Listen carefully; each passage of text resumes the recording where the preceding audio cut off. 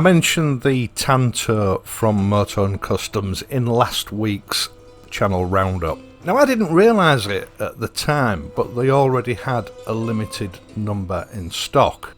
And although they'd listed them on their website, they hadn't finished the listing and there was no photograph available. And likewise, I didn't do any filming for last week's video because I wanted to save it for this review. So no one knew what it looked like.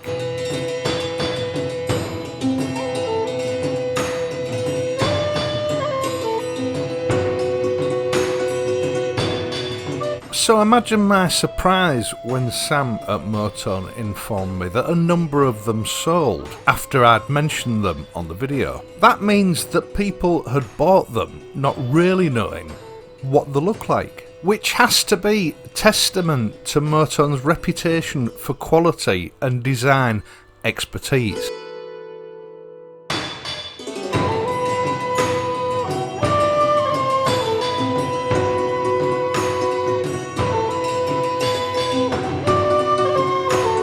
Now, I should point out right from the start that the example of the TANTO that I'm showing in this video is a final prototype, which means it won't quite be up to production standard. There may be one or two rough edges, and the finishing might not be quite as good as a production version. A TANTO apparently is a traditional Japanese short sword worn by the samurai warrior class back in the days of feudal Japan. And in a way, I feel that it is quite refreshing that Motone have taken their inspiration for this part from a source other than your usual traditional cafe racer styling. It mixes things up a little bit and demonstrates that Motone are definitely not stuck in a rut. Now, it might not seem revolutionary at first glance, but this chain guard's constructed from one single piece of 304 grade stainless steel, and apparently that's quite difficult to achieve.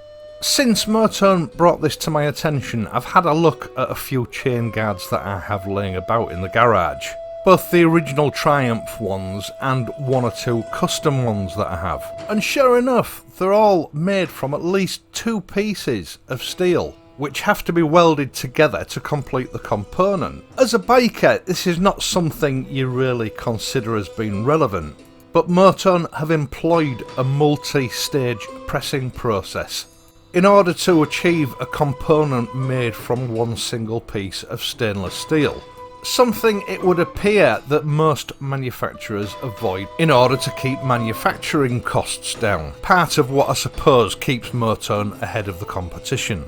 304 grade stainless steel obviously has a very high chromium content, which makes it impervious to rust, and unlike chrome plated chain guards, can be polished if it's scratched. It's available in polished stainless steel like the version I have here, and Motone also have a black powder coated version, which I believe is a crinkle finish. The pattern's laser cut for an exact and precise fit, and it's designed to fit the Street Twin, the water-cooled T100, the T120 and the Street Scrambler and Street Cup.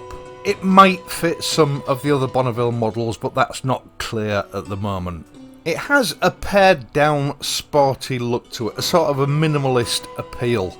I rarely discuss pricing on any of my videos. For a start, prices can change at any time, and in the event of a price change, the video is instantly out of date.